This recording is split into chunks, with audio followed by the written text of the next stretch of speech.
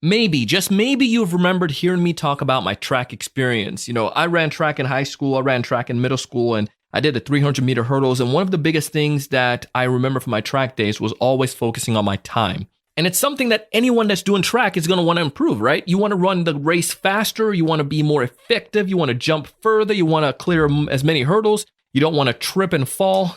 You have measurements. But what if the measurements you're using are not effective? You could find yourself getting all messed up real quick. And when it comes to sales, especially with the quality of your leads, because you may think all leads are created equal, but listen straight up, they're not. And in today's episode, my guest Rob is going to give us a breakdown. He's going to give us some of the insights, some of the ideas, some of the things that he and his team are doing right now, and some of the tools that they have to help measure the effectiveness of your leads. It's kind of mind-blowing. Craziness. Amazing stuff, though. Check it out.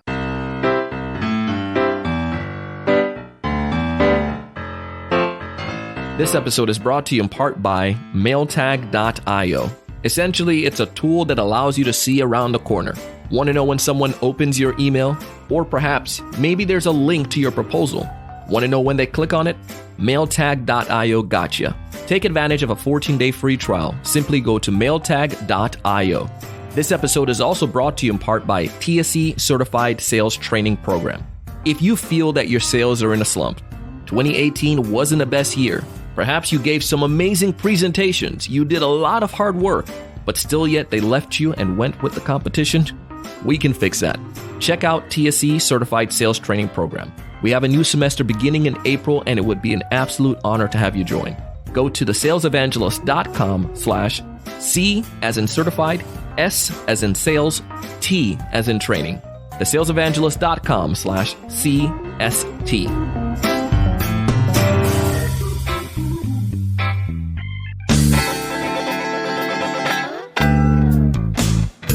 Hey, everyone. Welcome to another great episode of the Sales Evangelist Podcast. I'm your host, Mr. Donald Kelly, the Sales Evangelist, and I'm so excited for another great episode. I'm so excited to be here with you today. And on this here episode, we got Mr. Rob Kall on the podcast. And Rob, he comes with some experience, man. Check this out. He's a serial entrepreneur who has founded and sold 3, yes, my friends, 3 SaaS startups. And transaction, when he sold them, total about $100 million. So Rob is going to give us some great ideas, not just things that you can take and listen to and say those sound good, but things that you can actually take and apply, because his wisdom comes from years of experience, but also the results of helping these companies get to where they got. So today, you're going to get some good stuff. So sit back, get your milk duds or whatever you got in your pockets, and let's go ahead and dive into the episode. Welcome to the show, Rob. Thank you. Happy to be here. Man, I'm looking forward to chatting with you today. We're going to have a good conversation. But before we dive into all the fun stuff, Rob, why don't you tell us a little bit more about you and what you do? Sure. My name is Rob Kall, and I am a serial entrepreneur. I know that's kind of like an overused word, but I have created 3 or 4 different technology startups before. And what's, always been from the technical side, growing the businesses. And for the last 10 years, I've been the CEO. And the last one we were very successful with. We grew it from, 2 people to 100 salespeople in a few years. I, as a math and geek guy, thought I would get 50 times as much bookings as I added the reps, and I didn't. So I was like, that's a problem that we can solve, and that's a problem that CN, our current company, is solving. Well, that's amazing. And I'm looking forward to talking a little bit more about that as well. But let's dive into the topic right now, because you come with a lot of experience. You've started, you said 4 companies? 4, yeah. 4 organizations, made them very successful. You bring that insight to the table, which stands out, obviously, and it's going to make your words carry weight. But we were going to discuss today 5 ways to measure the quality of your leads, pipeline, and sales talents. But why is this topic so important for business owners to understand, or for sales reps to understand?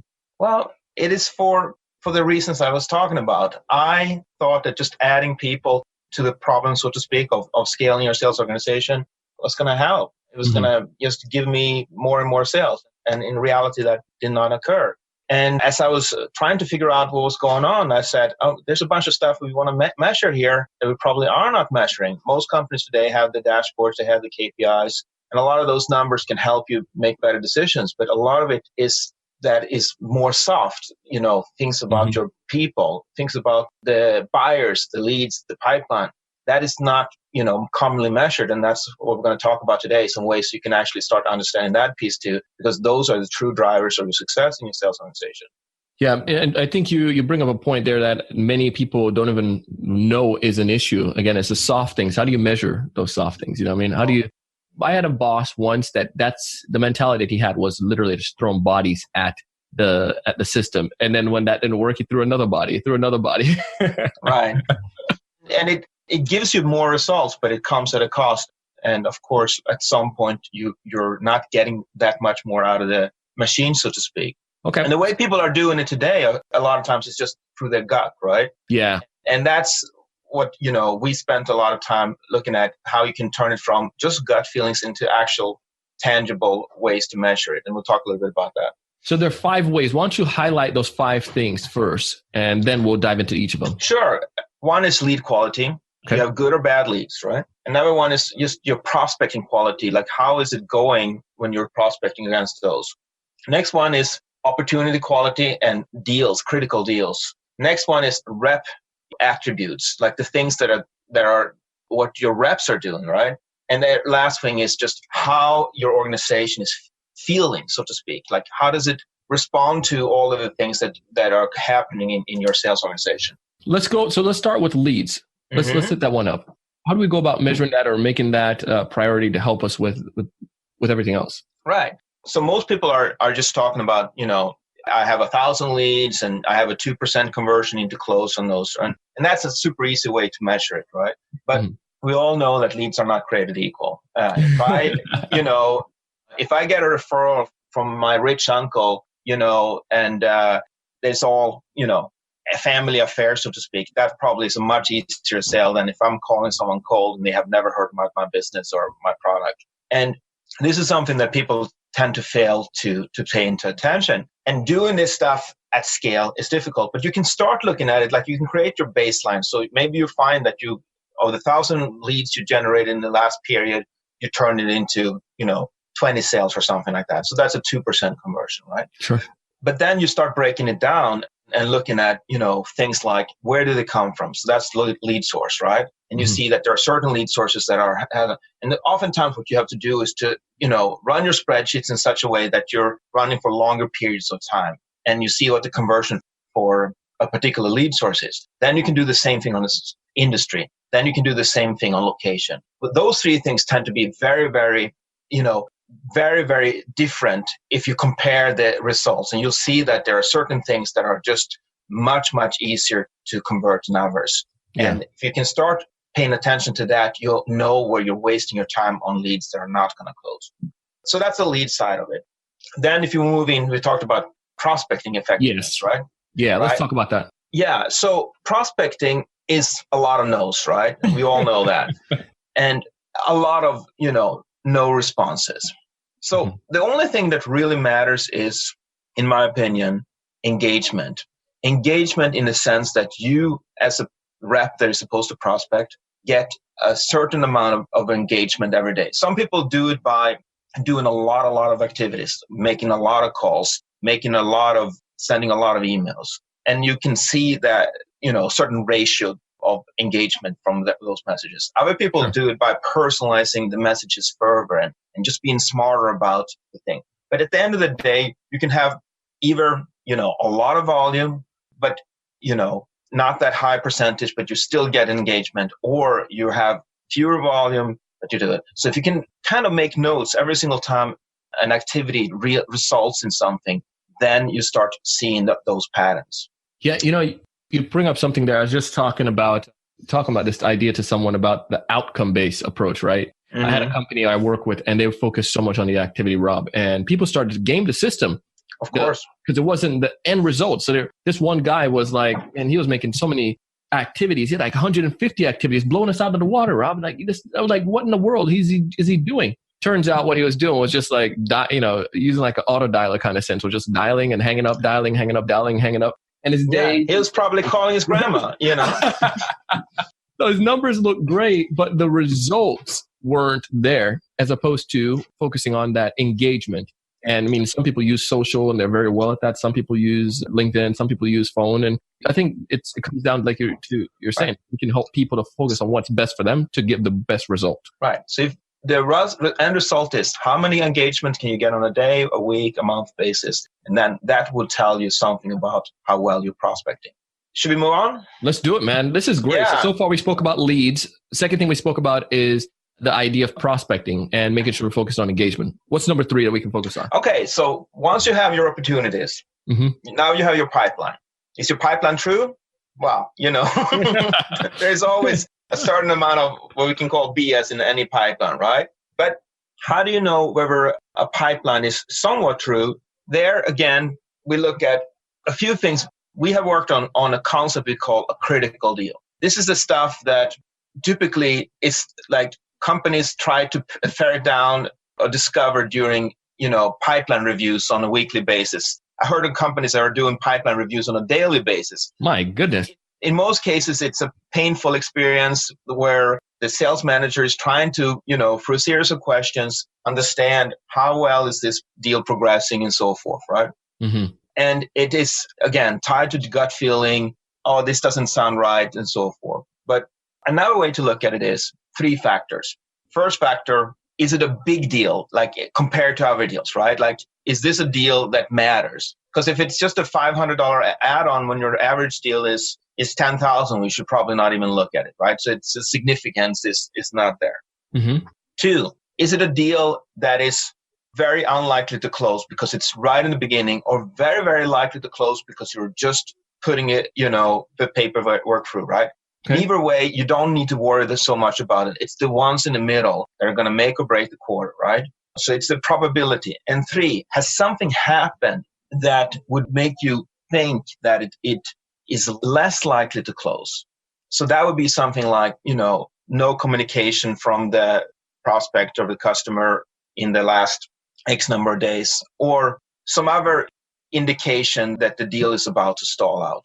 And each one of those things can be measured in different ways. Like you can look into your CRM. We are using artificial intelligence to measure all of these 3 factors, right? Mm-hmm. But they can be done manually. And when you're seeing that, oh, wow, those are the 3 things, that's when you really have to pay attention to the deal. If not, then, focus on the other ones, right? Because there's always a million things you can focus on. But if those 3 factors are not there, then probably you shouldn't spend a lot of time on that particular deal. And when you start doing that, you can essentially move those critical deals forward, and you have a little bit more of a structured way of thinking about it. Is it significant? Is it, somewhat likely to close? And is it in any way shaped for the worse? Like, has anything changed for the worse in the last, since you last did your review? And if any of those things are, that's when you focus on it.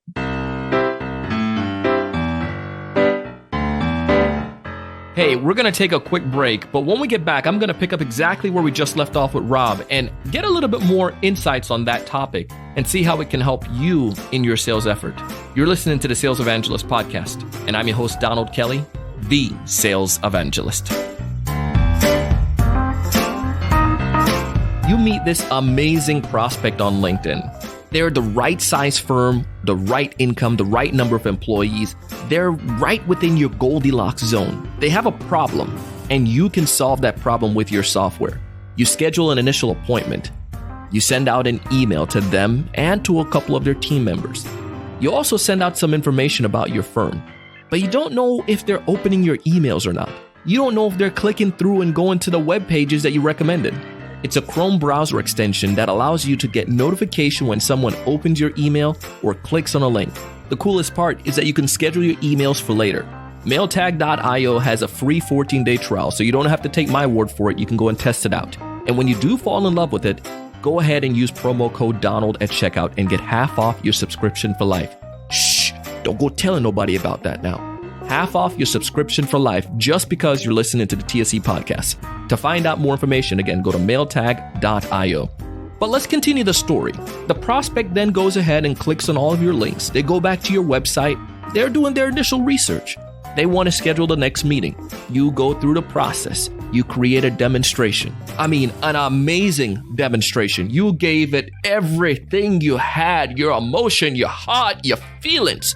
You gave epic value. But still yet, when it's all said and done, they said, Thank you so much, Donald. Unfortunately, we are going with another vendor. We appreciate all that you did. Thank you. Devastated. I know that feeling. I've been there. You've been there. And it's horrible. But we can fix that. We fix that by helping you with TSE Certified Sales Training Program. We would love for you to check out our upcoming semester to learn how we can help you not only find the right customers, not only say the right things and help your clients get all the way to the demonstration, but actually what you should be doing to help them convert to come towards your product or your service. To find out more information, go to thesalesevangelist.com/CST. Again, thesalesevangelist.com/C for certified, S for sales, T for training. We have a new semester coming up in April, and I would love to have you join us. Let's help you to close more deals. Hey, we're back. And as we dive into the second half of this episode, I want you guys to, like always, listen to what you can take and apply. We have a little bit left, but try to take at least one of these advice and to utilize them to help you to have more effective lead qualification. Check it out.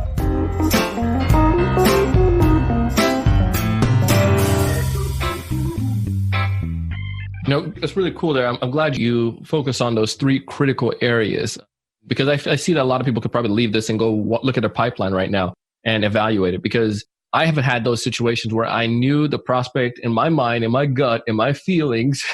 You know, they were nice to me, Rob. They spoke to me and they had fun at one point, but then they went cold for like 2 months. But I still had this, that it was going to close this quarter, and it was just hope that I was going on.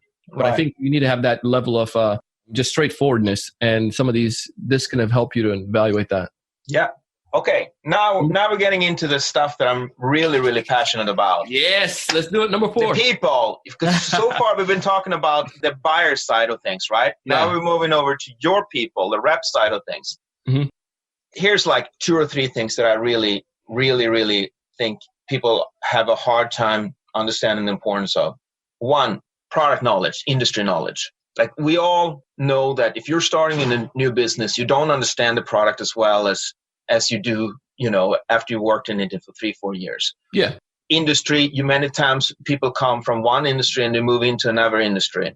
So the question is, how well does this rep know the product and the industry in this thing? And the easiest way to measure that is just to ask them, right? And then if you're a sales manager, you ask yourself, how does Johnny compare to all the other ones? Is he more or less the same? Is it a little bit better? Is it a little bit worse? And then all of a sudden you can understand that stuff. And then what you'll find if you compare it to, you know, your top producers, it's not necessarily that your best, you know, product knowledge is your best, you know, performer. Because oftentimes it's not that you have to be, you know every single factor of the product or every single factor of the industry. You just need to know, you know, enough to be credible. And there's usually some people that have not reached that minimum level, and therefore they're struggling.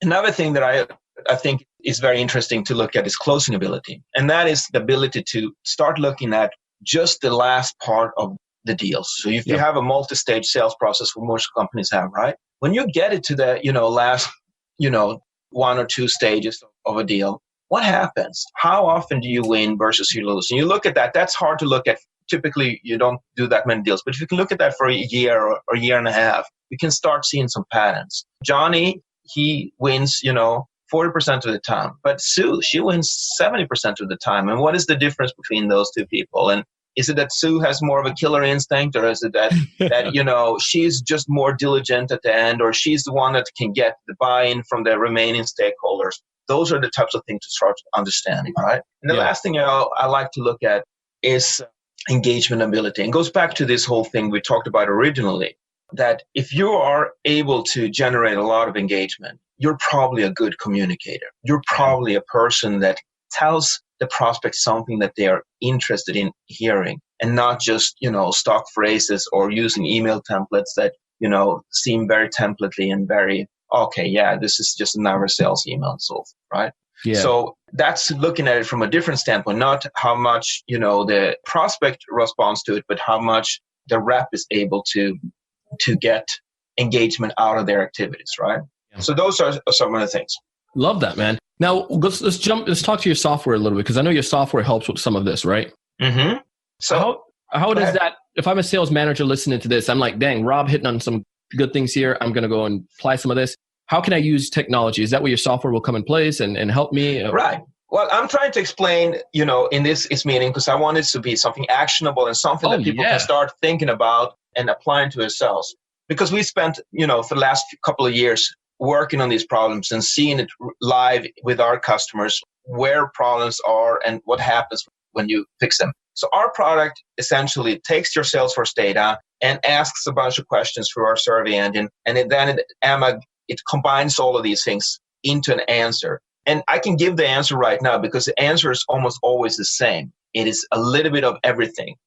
When you want to get better results, you probably have a few people that don't have the right product knowledge. You have a few people that are not, given a fair shake because you're not giving them enough valuable leads. You probably have a few areas of your marketing that is not working, where you're essentially spinning your wheels, and when your reps are approaching that industry or that geolocation or something like that, they are just not making progress. And the product may not be a good fit for that particular industry or market. And when you start addressing a little bit of that everywhere, that's when you start getting results. And I think that's amazing that you put it like that, because I think there's a lot of, just in life in general, sometimes it's not necessarily, you cut out this one thing out of your diet and life becomes perfect. It's the best way to lose weight is to have a well-balanced diet and to maybe do a more moderation in all things, right? Right. Because even if you're, going to the gym every day, if you're downing, 5 Big Macs right after, you're obviously not gonna. And it really comes. That's a great point, Donald, because that really comes down to this stuff. A lot of these factors that we were talking about today, they don't add up. They multiply. So that means if you suck at one of them, the multiplication goes by 0, and then all of a sudden you get very poor results. So by fixing this one thing that is screwing you up, and when I say you, I mean you as a rep or you as a sales manager or even you as a sales executive, because there's, different levels of this stuff depending on where you are in your organization, right? Then all of a sudden you can unlock that potential for your sales organization that you may not have had before. But I want to talk about one more thing. Yeah, hit it. And that's the last piece, which we talked about. Is team mood. Team's mood, or your team mood? Yeah, team mood, like how the organization feels. Mm-hmm. Because that is something that, some companies, they use employee surveys and stuff like that, and they do it once a year, and it's 200 questions, and then it takes a year for it to be processed and acted on, right? Yeah. But you as a sales leader usually have a gut feeling. Okay, team mood is good. The new product is working, or team mood is bad. The commission plan we rolled out last month is very confusing, and people are being, feel like they're being shortchanged and so forth. And when those things happen, there's typically real impact on sales productivity. And this is this type of stuff where rather than changing everything in a sales organization, there's typically one or two things that are affecting people's ability to sell from just how they feel about their day-to-day. And of course, that also goes into things like retention and onboarding of new reps and so forth. And the typical things that I like to ask about are, how do they feel about the product? And there's always, no product is ever perfect, as we all know, right? But there's always one or two things that are typically causing grief in an organization. How do they feel about the comp plan? Mm-hmm. How do they feel about the coaching that they're receiving from their superiors?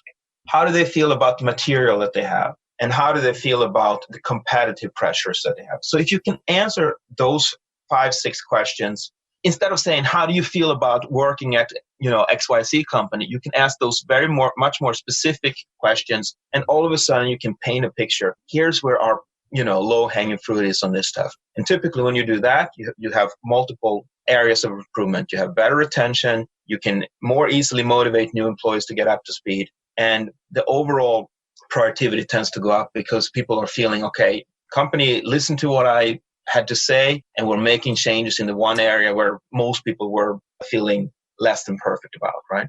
Yeah. Well, Rob, man, you brought a lot of stuff to the table today. If there's one major piece of advice you want folks who are listening to this to walk away with, what's that one major piece of advice?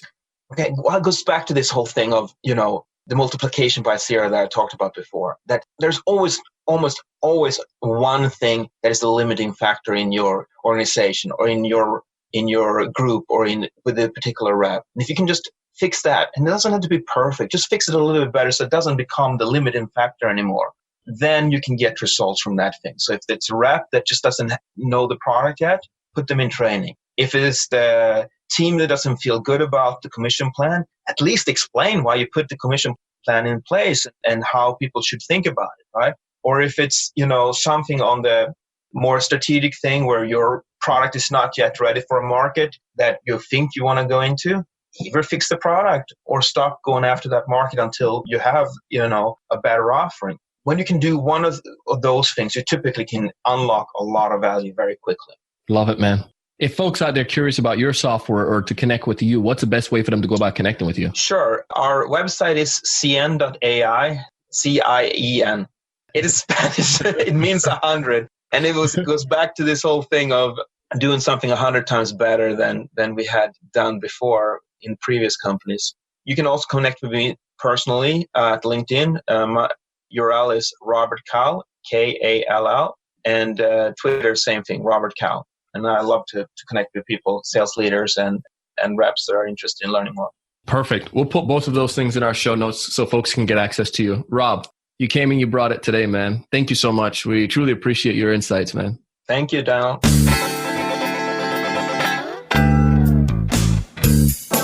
Man, I told you this was going to be good. Thank you so much for coming on the show, Rob. We really appreciate you.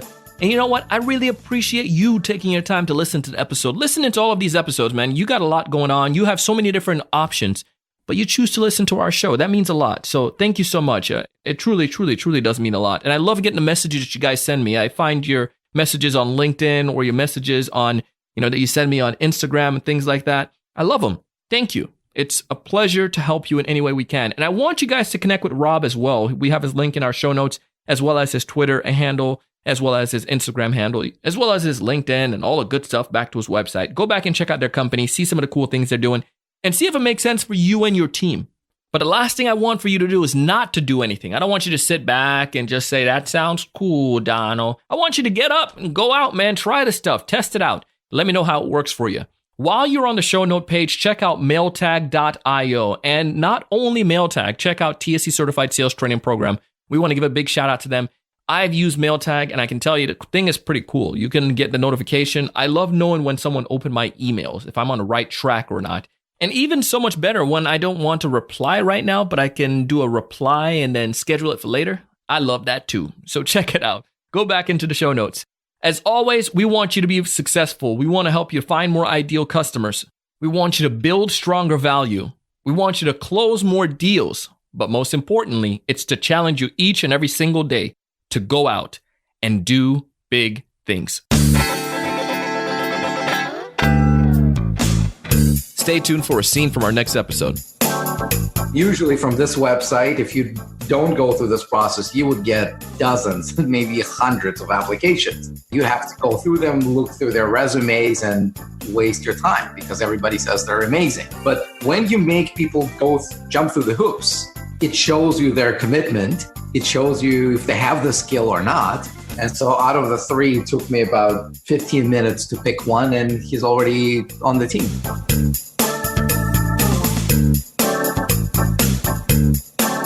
Hey, I hope you enjoyed the show today as much as we did here. And if you did, go ahead and hit subscribe.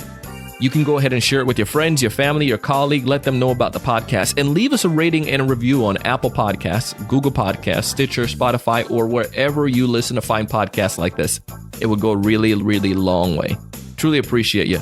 Our show today was produced by myself and the Sales Podcast Network. It was edited and mixed together by the one and only Jershino Bale. Our content writer and show note creator is Mrs. Shannon Rasmussen. You can find audio credits to this and all of our episodes in each of our show notes. And as always, I am your host, your coach, your mentor, your guide down the sales journey, Mr. Donald C. Kelly, the Sales Evangelist.